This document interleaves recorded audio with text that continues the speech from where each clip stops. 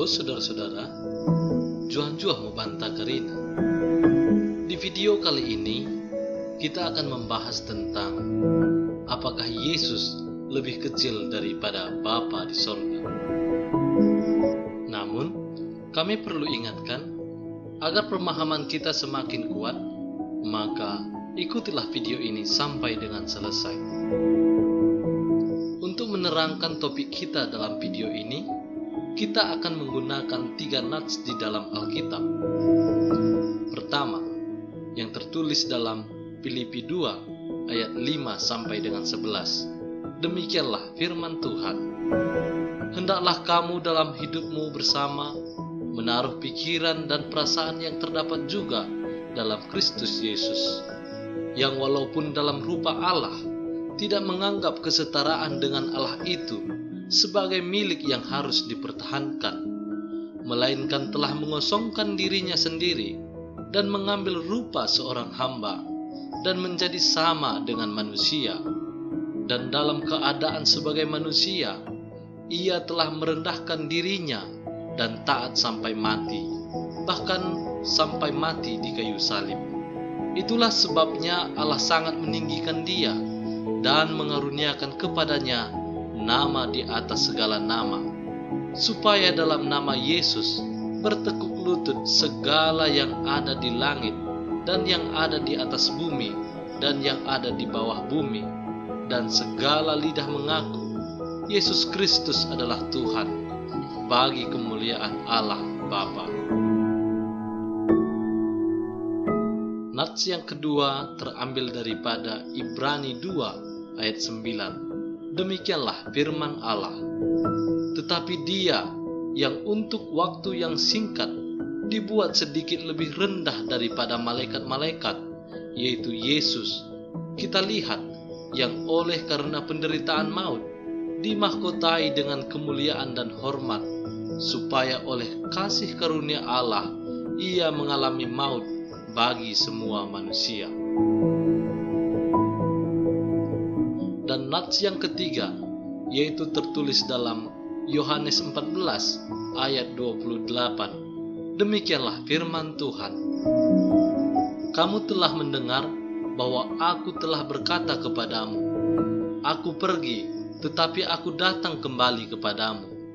Sekiranya kamu mengasihi aku, kamu tentu akan bersukacita karena aku pergi kepada Bapa-Ku, sebab Bapa lebih besar daripada aku. Demikianlah pembacaan firman Tuhan. Saudara-saudara, saat ini sudah banyak orang yang melawan konsep Trinitatis. Salah satu doktrin yang melawan Trinitatis adalah perkataan Yesus di Yohanes 14 ayat 28b ini, yaitu Bapa lebih besar daripada aku. Dari firman ini, mereka menyimpulkan bahwa Kristus lebih rendah daripada Bapa dan tidak setara dengan Bapa. Benarkah demikian? Untuk menjawabnya, kita akan menggunakan 2 penjelasan. Pertama, Yesus harus dipahami dalam konteks inkarnasi, yaitu menjelma menjadi manusia. Filipi 2 ayat 5-11 telah berkata bahwa Yesus merendahkan dirinya. Kristus telah mengosongkan dirinya sendiri, yang berarti bahwa Yesus secara sukarela menyerahkan haknya untuk bebas menggunakan karakteristik ilahinya dan merendahkan dirinya kepada kehendak Bapa pada saat dia berada di bumi ini. Bahkan ketika Yesus menjelma menjadi manusia, ia bukan hanya lebih rendah daripada Bapa di sorga. Bahkan Ibrani 2 ayat 9 berkata, Yesus merendahkan dirinya lebih rendah daripada malaikat. Hal ini terjadi karena ketika Yesus menjelma menjadi manusia, ia memang benar-benar 100% manusia. Jadi jelas ketika Yesus berkata bahwa Bapa lebih besar daripada dia, konteks Yesus mengatakan ini ialah Ia mengatakan dari segi manusianya, bukan dari segi kealahannya. Sehingga Yesus sebagai manusia bukan hanya lebih rendah daripada Bapa di sorga, tetapi juga lebih rendah daripada malaikat. 2. Perkataan Yesus Bapa lebih besar daripadanya harus dipahami dari segi konteksnya. Kalau kita membaca Yohanes pasal 14, kita membaca pengajaran khusus Kristus kepada ke-11 murid Kristus. Ke-11 ini dikarenakan Yudas Iskariot sudah meninggalkan Yesus dan ke-11 rasul lainnya, seperti yang tertulis dalam pasal 13 ayat 30. Mereka mengetahui bahwa mereka akan ditinggalkan Kristus karena mereka telah mendengar firman-Nya bahwa Ia akan pergi, seperti dalam Yohanes 13 ayat 33. Dan Yesus pun mengetahui bahwa waktunya beralih dari dunia kepada Bapa di sorga sudah hampir tiba, seperti yang tertulis dalam Yohanes 13 ayat 1. Ketika para murid-Nya mengetahui bahwa mereka akan ditinggalkan Kristus, mereka menjadi takut dan mengalami kekhawatiran. Oleh karena itu, di dalam Yohanes pasal 14, Yesus menghibur mereka dengan mengajar kesatuan hakikat antara Bapa dengan Dia, seperti dalam ayat 1 sampai dengan 11. Dan Yesus meminta kepada Bapa untuk mengutus Roh Kudus, Sang Penghibur, seperti dalam ayat 25 sampai 26. Penghiburan pertama yang diberikan Yesus kepada murid-Nya yaitu seperti yang tertulis dalam ayat 28 yang sudah kita baca tadi, di mana seolah-olah Yesus ingin mengajarkan para murid-Nya, "Aku tahu kalian pasti khawatir, aku tahu kalian pasti takut, karena sebentar lagi aku akan pergi meninggalkan kalian.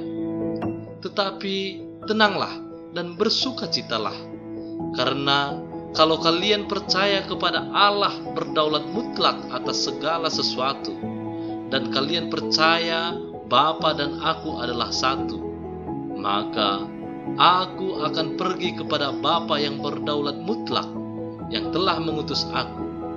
Ingatlah, Bapa lebih besar daripada aku, karena Dia mengutus aku." Jadi sekali lagi, kita harus memahami konteksnya, yaitu Yesus ingin menghibur mereka. Kalau Bapa yang besar itu bisa mengutus Yesus kepada mereka, maka Bapa yang besar itu juga pasti bisa mengutus Roh Kudus, Roh Penolong, Roh Penghibur bagi mereka juga.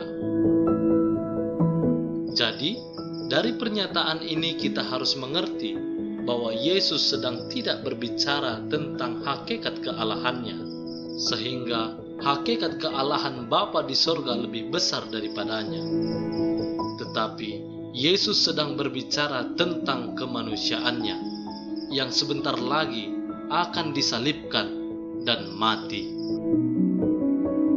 Jadi jelas, kealahan Bapa tidak lebih besar daripada kealahan Yesus Kristus dan juga kealahan Roh Kudus, seperti yang tertulis dalam 1 Yohanes 5 ayat 7 yang berbunyi, "Sebab ada 3 yang memberi kesaksian di dalam sorga, yaitu Bapa, Firman, dan Roh Kudus, dan ketiganya adalah satu." Demikianlah video ini dibuat agar menambah wawasan dan keimanan kita kepada Allah Tritunggal, Allah kita Esa, satu, yang setara dalam 3 pribadi. Amin. Jika saudara merasa terberkati dari video ini, Anda dapat dukung channel ini agar terus berkembang dengan cara klik subscribe, komen, like, dan share. Akhir kata kami ucapkan, salam juah-juah membanta kari ini.